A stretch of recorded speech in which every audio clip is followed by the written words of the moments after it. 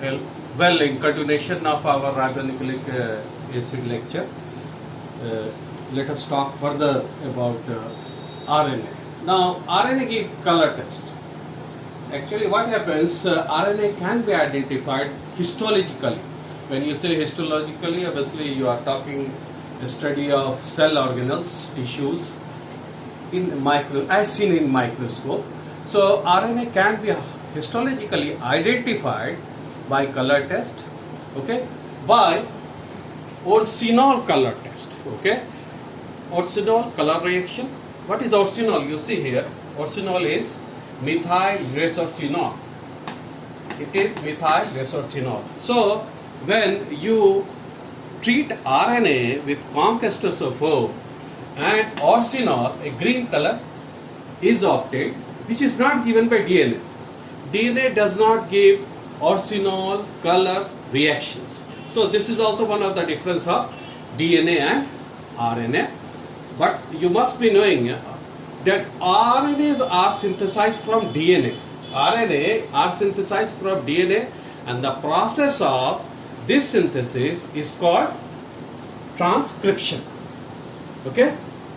Similarly, RNA has its own function, that is it participates or it plays very important role along with ribosomes in protein biosynthesis. And the process of protein biosynthesis from RNA with the obviously their ribosomes is there is called translation.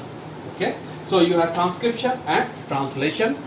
Okay, now these two processes, that is translation and transcription, has been summarized as this. You see, DNA is undergoing replication, that is DNA is capable of replicating, undergoing replication itself. Now DNA is, that is RNA is being synthesized from DNA by the process of transcription, and RNA, from RNA protein biosynthesis is taking place, and this is called translation. Well, this sequence, that is from DNA to RNA to protein, is conventionally called central dogma. Is called central dogma of molecular biology. Obviously, when you talk dogma, you are talking that dogma is a belief or set of beliefs that people are expected to accept as true without questioning. That is, you have to accept it without questioning. So this is dogma.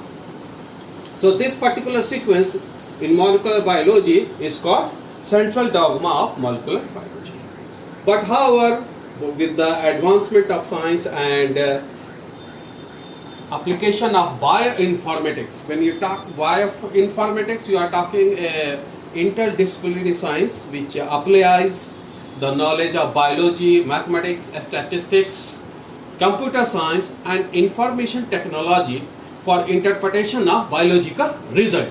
Now this central dogma sequence has been redefined as genome, that is it is undergoing a replication. Obviously the genome is undergoing replication. Okay, so it undergoes transcription to form, the new word has come, transcriptome. Okay, transcriptome, and this undergoes translation to form proteome. Okay, so this is some statement related with the RNA, that is its color test. It gives original color test. What is transcription, what is translation, what is central dogma of molecular biology, and what is the modern sequence. Modern sequence is what in terms of bioinformatics. Now on the basis of a structure and their function, on the basis of structure and function, RNA has been classified as, you can see, a small mRNA. M stands for messenger, so you call it messenger ribonucleic acid or messenger RNA. Then you have a small tRNA.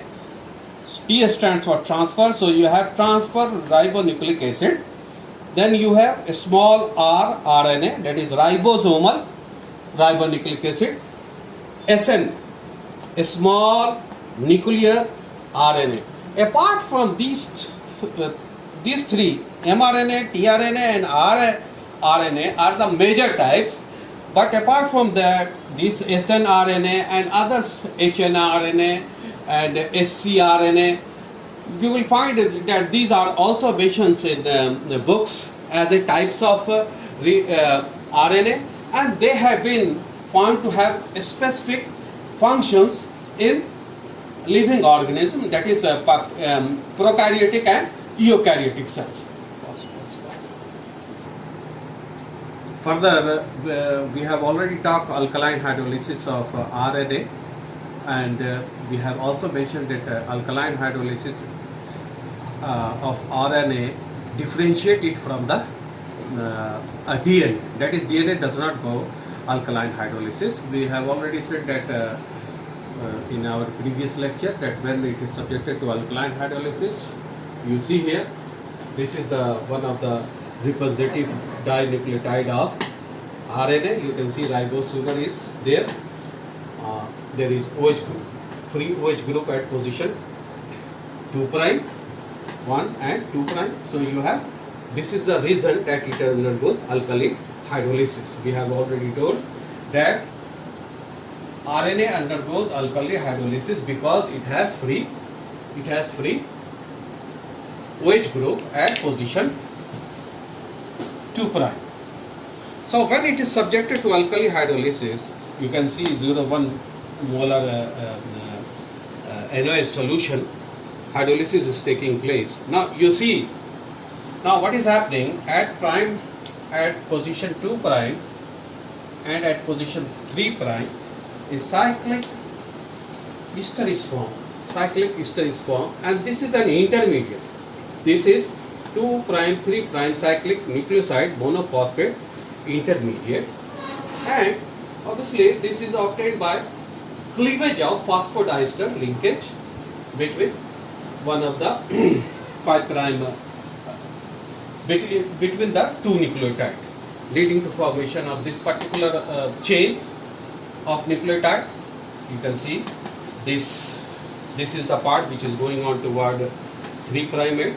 So this is the part which is obtained after hydrolysis, that is from here you can see.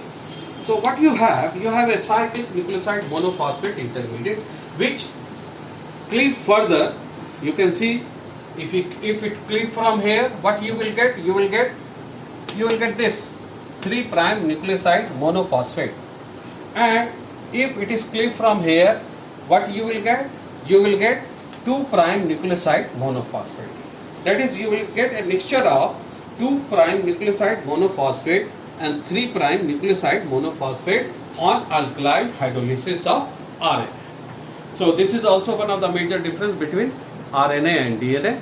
So this is all about RNA, that is, we talk about RNA composition. It does not, that is, which it is made of uracil and cytosine, adenine, guanine. It does not obey Chargaff rules. It exists in a strand.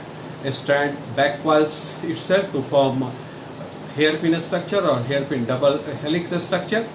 Then also what we talk about alkaline hydrolysis, which differentiates from DNA, and this is the product you see, that is 2 prime and 3 prime nucleoside monophosphate mixture is obtained. Then we talk about orsinol color reaction. RNA only gives, DNA does not give histologically. Then we talk about translation and transcription and translation process, that is DNA to RNA transcription, and from RNA to protein translation. And in terms of bioinformatics, it is genome, transcriptome and proteome. Okay, so this is, and the types of RNA, that is the major one on the basis of the structure and their function, that is messenger RNA first. You have transfer RNA, you have ribosomal RNA and some small RNA, and among it a small RNA is important. Other than that, you have a small cellular RNA, you have heteronuclear RNA and all these. Okay, so this is all about RNA. Thank you.